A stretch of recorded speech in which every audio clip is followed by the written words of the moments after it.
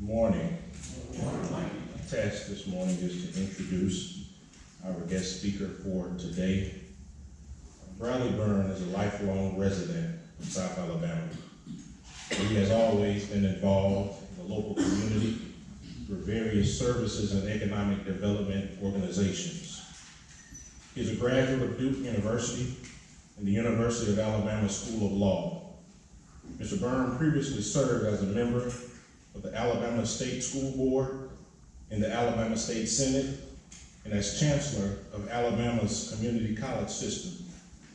Congressman Byrne was elected to the United States House of Representatives in 2013 to fill the seat of then retiring Congressman Joe Bonner. In Congress, Byrne has established himself as an effective legislator by successively advocating for local interests while also championing a smaller, less invasive federal government. Mr. Byrne is a member of the prestigious House Rules Committee, Committee of Armed Services, and Committee of Education and the Workforce. Mr. Byrne and his wife, Rebecca, resides in Fairhope, Alabama, and are active members of St. James Episcopal Church. And I want to introduce today our honored and esteemed Speaker of the Hour, Mr. Bradley Byrne. Give him a hand of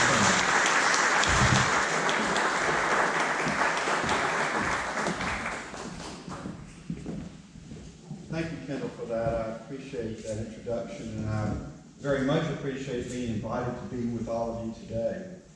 For those of us who are Christians, this is the most solemn day of the year. And it was about at this hour, not quite 2,000 years ago, that Pilate sent Jesus through the streets of Jerusalem on the outside of the city to be crucified. And so we don't celebrate this day, we remember this day. And I think it's part of our Christian faith that we surely should learn from this day. It's fitting that we're here on Good Friday, here at the Rescue Mission. It's fitting that we're here. Because the night before Jesus was led through the streets of Jerusalem to his death, he had his last meal with his disciples. And he gave them the great commandment. And the great commandment was, "This I command you, that you will love one another as I've loved you." Now, Jesus didn't just love his disciples and the people that followed him. Jesus loved everybody. Jesus was homeless. Jesus spent much of his time with poor people and the outcasts of his society. Now, he didn't have to do that, because remember, he's God. He chose to come down to earth and to take on our form, not for him, but for us. We Christians believe that every human being is of worth and value because we're each made by God and in God's image. But Jesus' sacrifice for us makes our value inestimable. You can't measure the value that each one of us have. And he made that ultimate sacrifice almost 2,000 years ago this afternoon in the most horrible way. It's not just that he went through the physical pain that he went through, which we know was terrible, but he took on our sins on that cross. And what is sin? Sin is separation from God. And Jesus said, "I and the Father are one." And so, to save us, he took on the worst thing he could take on, and that was total, complete separation from God.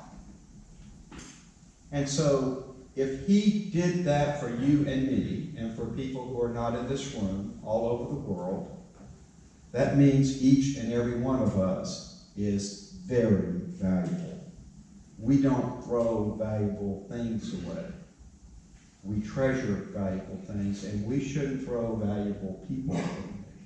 We should treasure valuable people as you treasure them here in this very important ministry and agency. Devin referred to the Better Way agenda. We put it together in the House of Representatives about 2 years ago. And as we were doing it, a number of us decided to have our own tour of agencies like this one across America, so that we could learn from people like you what works. And let me tell you what I discovered works. The agencies and ministries that I saw throughout my district that had the most positive effect were all, without fail, faith-based ministries, and they all had one very strong thing at the center.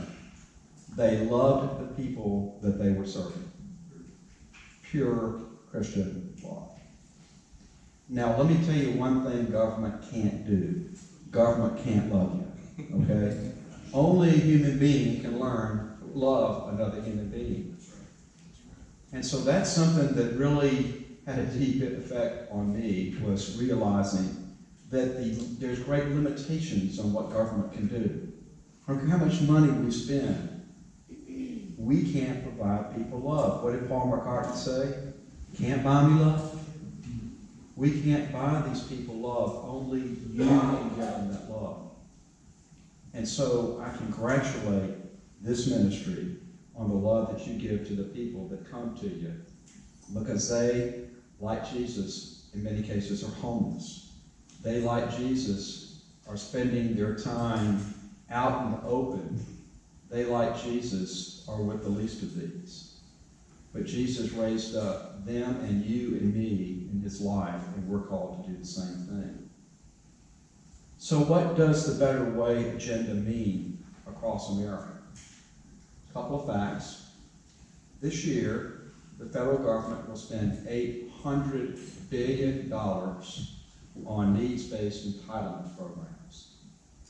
That's almost $150 billion more than we will spend on defending the United States of America all over the globe.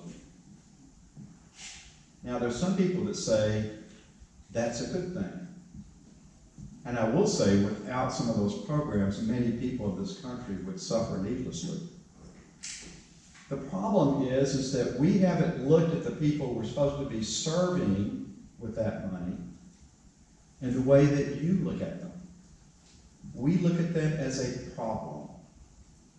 Poor people, homeless people are a problem. And about the only way the federal government knows how to deal with a problem, besides regulating it, is to throw money at it.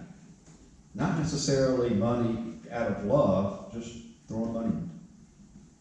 And so, after those programs were started in the mid-60s, we had a little bit of a drop in the poverty rate in this country, but for the last 50 years, poverty rate in America has been basically 15%, hadn't moved. Because our federal policies are not designed to lift people out of poverty. They're just designed to put money out there. Because remember, once again, government doesn't love people. That's not what government does. But maybe if we thought more about the people who we're supposed to be serving with this money, not as problems, but as the people of inestimable worth that we Christians believe them to be, we would rethink those policies in such a way to where we would design them so that we lift people out of poverty. A year ago, I got together with a Democratic member of the House of Representatives, Don Byrne from Virginia, because I didn't just want the Better Way agenda on poverty to just be something that's Republican, because these are not Republican or Democrat issues. These are American issues. And he and I started a group called the Opportunity Action Group, made up of 50% Democrats in the House of Representatives and 50% Republicans, by design. We add somebody new on one side, we've got to add somebody new on the other side. You've got to keep it even. And we have had the most remarkable discussions and found the most remarkable consensus on these issues that follow very much the principles that you heard Devin read out from the Better Way agenda just a few minutes ago. And what we have found is that there's remarkable bipartisan consensus in Washington, D.C. to rethinking these policies that we've had, these programs that we've had for the last 50 plus years that aren't moving the needle on the incidence of poverty in America. And we've agreed on a couple of things that I think you will find very important. One is that we need to be partnering with people in the private sector, particularly faith-based groups, because you know how to do this, and we don't. Secondly, we believe that nobody wants to be in poverty. Nobody wants to be poor. Nobody wants to be homeless. And so you start with that initial understanding, and then we've got to say, what is missing with this person that consigns them to that life? And in so many cases, we find that what's missing is a true sense of purpose in their life. A true sense of purpose. All of us woke up this morning with a purpose.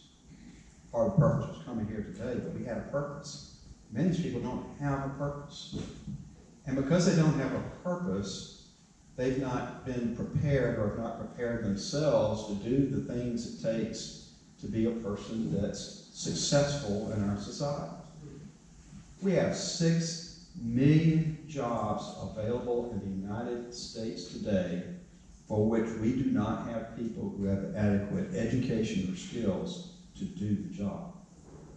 So just imagine that we found 6 million people who don't have purpose, who are in poverty, and we got them the education or skills that they need to do those jobs. 3 things would happen. The first thing is that by getting them that job, their lives are intrinsically better because they're going to wake up every day with a purpose. And part of that purpose is to take care of themselves. Secondly, we make the American economy stronger because we've taken somebody who's not productive and we've made them productive. And thirdly, we no longer have to spend taxpayer money on them because they're taking care of themselves. It's one of the few times that the federal government can do something that's magic, but it's hard magic because it's not easy to take somebody who lacks the education or skills it takes to do these jobs and get them there. They have issues. It may be drug or alcohol dependency. It may be something as simple as a lack of transportation. Or if it's a young woman, it may be something as difficult as childcare. But if we don't see that person as someone of inestimable worth, we're going to miss the opportunity to not only make their lives intrinsically better, but to do those other things that are important to our economy, important to saving taxpayer money. We're going to miss that opportunity. So we've got to look at them that way and design our programs and policies so that we're giving them what they need to be the person that they've been called by God to be. Now I say it's hard work, it's hard magic, but I've seen it done.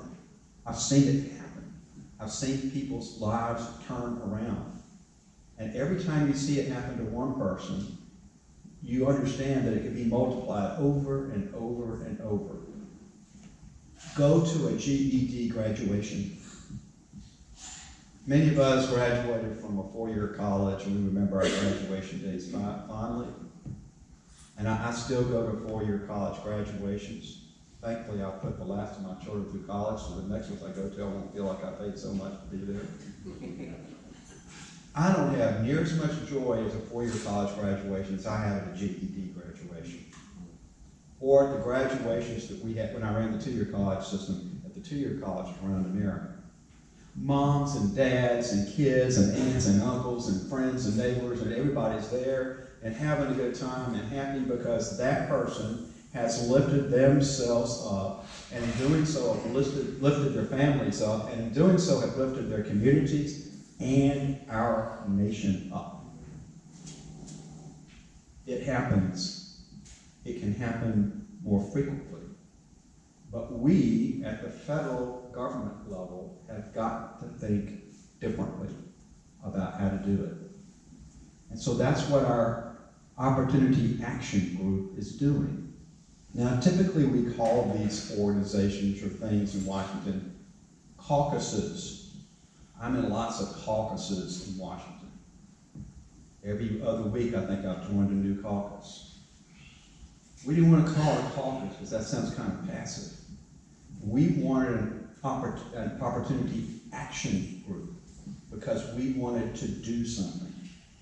We're about to blow the establishment in Washington's mind with a proposal to them through legislation that will have bipartisan support that will change these federal poverty programs forever in a way that they will look at the people that we're supposed to be serving as people of inestimable worth.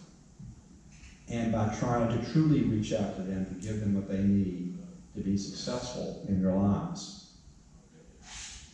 No, the federal government can't love people, but we can act more like we do.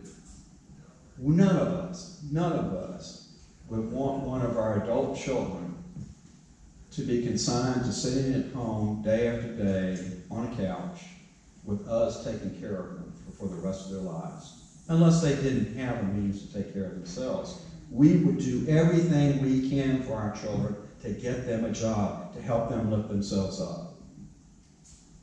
Well, we're called to love one another. Jesus commanded us to love one another, and we should love those among us that don't have that as much as we love our own children. This is going to be a hard and difficult thing for us to make this change. But I'm absolutely convinced that we can do it, we can be successful, and in doing so, we are truly living out the great commandment and beginning to pay in some very small way back what Jesus paid for us almost 2,000 years ago today. I love being with you on this very important day. I hope the message that I'm sharing with you has some meaning for you. And more than anything else, I hope that you will share with me your advice about how we can make this idea that we're working on better. And with that, I think you wanted me to take a few questions. So I'm happy to take a few questions, unless that was all too heavy for you. But it is required. Do we have any questions? Yes, sir. I got one. Congressman, I'm a Vietnam veteran. My name is Silas Jackson. Thank you for your service. What should I say? I was homeless for 10 years. I filed a claim in 2007 with the VA to have for my service-connected benefit. However, that claim has been going on for 11 years now. I've been remanded back to the regional office twice. The first time it was in remand for 3 years.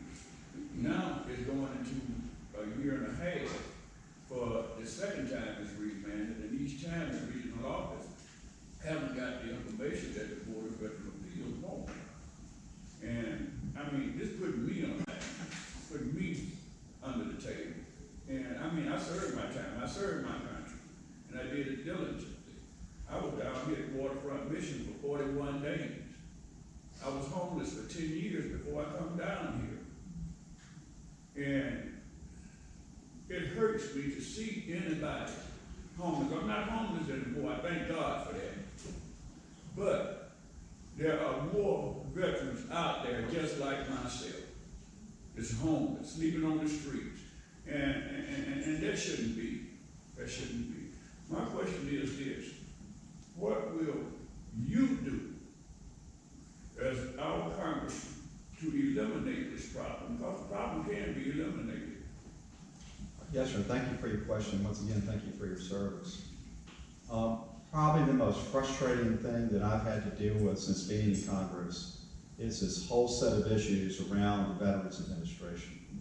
You know, the president just fired Mr. Shulkin, who was the latest secretary there. I can't remember how many of those secretaries I've dealt with. It's the second largest agency in the federal government.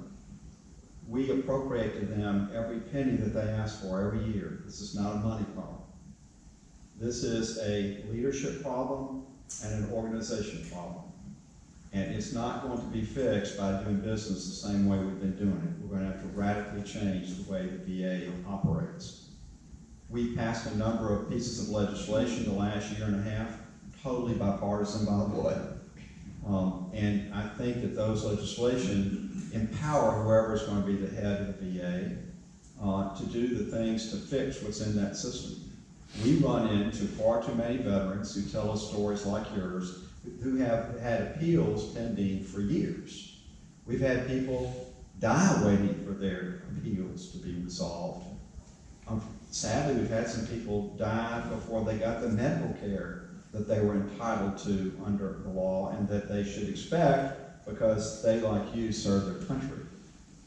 So I hope that the new gentleman, he's a position that President Trump has appointed, is going to be somebody that's going to get in there and shake things up. Now, we've had some improvements locally. You probably know that by the end of this year, we will have completed the construction on a new VA outpatient clinic for people in this area. It'll be out there at Tillman's Corner, right there at the intersection out there on the interstate. It's going to be completed at the end of this year, but it is the federal government. It takes a little while for them to move and get everything set up. So it'll probably be about this time next year before they actually open that clinic. That's going to be a major step forward for our veterans in this area. We have a new director of the hospital in Biloxi, so for inpatient type needs and some other outpatient needs we can't do in our clinic, a lot of our veterans go over to Biloxi. My staff's already met with that gentleman, and we are forging a relationship there to hopefully get our vets here get the care that they need quicker.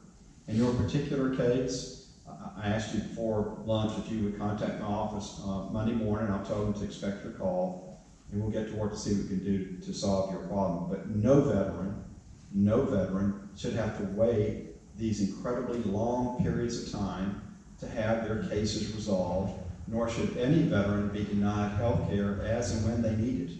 No veteran should be denied that.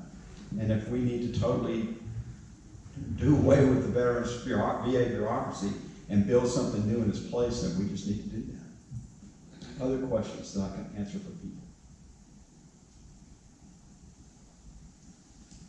Well, let me leave you with this one last thought before I step down. You know, sometimes it's easy to think that we all pay our taxes, and because we pay our taxes, the government's going to do it for us. There are many areas where what I'm about to say is true, but it's never more true than in this particular area. The government's not going to be able to do this. It's going to take all of us. It's going to take our churches. It's going to take individual people of faith. It's going to take people who have a heart for other people. It's going to take all of us. Because if we leave it to the federal government, we'll fail. But that's not America. America doesn't fail because America knows how to come together as a community and do the things we need to take care of the people around us that need that care. Let's all commit ourselves this Good Friday to following the commandment that Jesus gave the night before his death, and to love one another enough to do the things that we need to do to help lift people out of poverty. God bless you this Good Friday. May you all have a wonderful and blessed Easter.